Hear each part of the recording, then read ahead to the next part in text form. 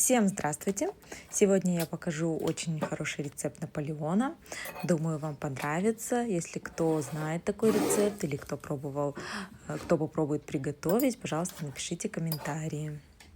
Итак, нам понадобится маргарин комнатной температуры, пачка, 2,5 стакана муки. Маргарин покрошим вот так вот ножиком, смешаем вместе с мукой.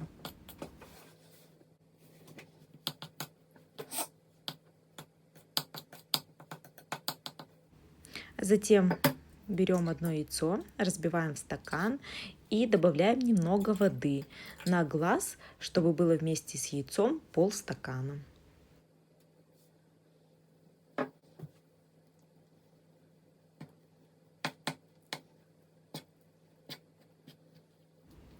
Затем все тщательно перемешиваем и далее замешиваем тесто руками.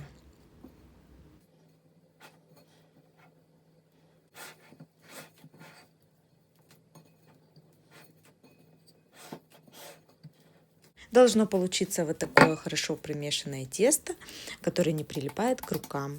Затем накрываем пищевой пленкой и убираем в холодильник на 1-2 часа. Далее будем раскатывать коржи. Предварительно делим тесто на 11-12 шариков.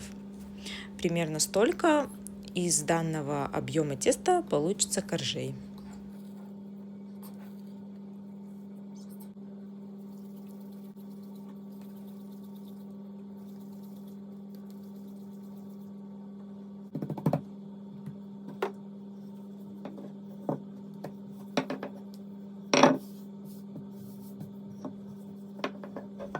Итак, раскатываем тесто. Коржи должны получиться тоненькими.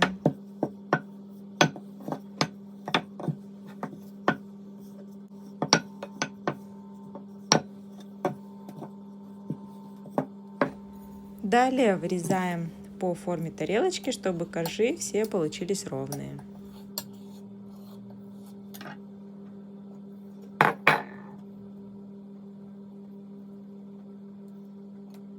Затем еще один важный момент. Протыкаем тесто вилочкой, чтобы корж не надувался.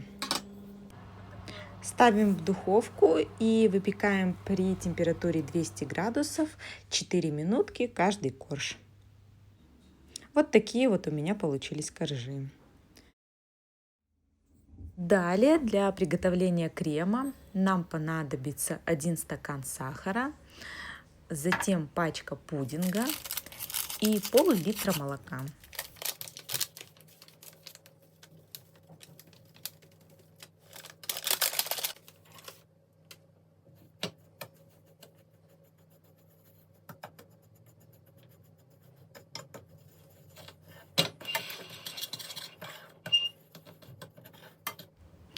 Изначально все тщательно перемешиваем в холодном молоке, чтобы не было комочков. Затем будем готовить на медленном огне, постоянно помешивая до кипения.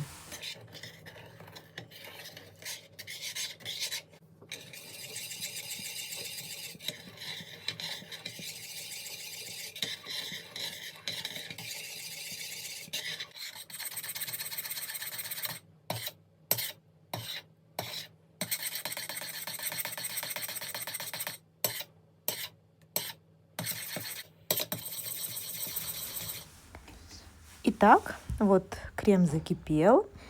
Далее отключаем и оставляем остывать. Должна получиться вот такая вот густая пудингообразная масса. После того, как крем остыл, добавляем пол пачки масла, сливочного масла комнатной температуры и взбиваем миксером.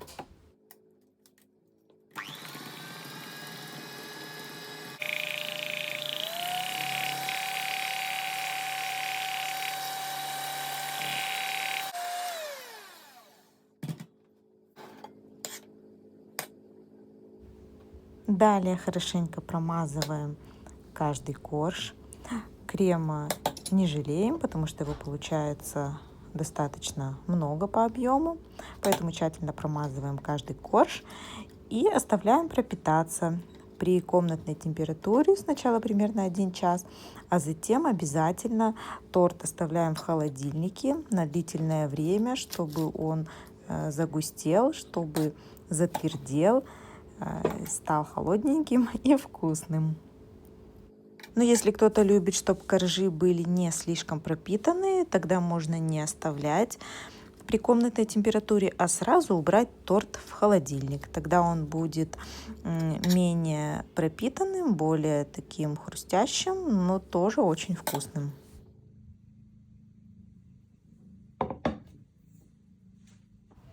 Еще один последний коржик, который получился из остатков обрезков теста, его оставляем на посыпку.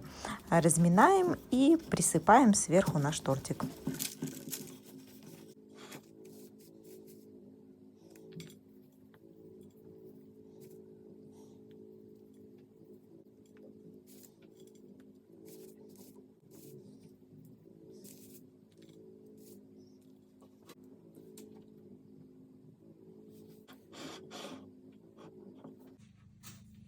Вот такой вот тортик получился. Сейчас я разрежу, покажу его на разрезе, но имейте в виду, что этот торт я режу сразу после приготовления. В холодильнике его не оставляла, поэтому на вид он будет немножко таким мокреньким и еще не пропитанным и не застывшим.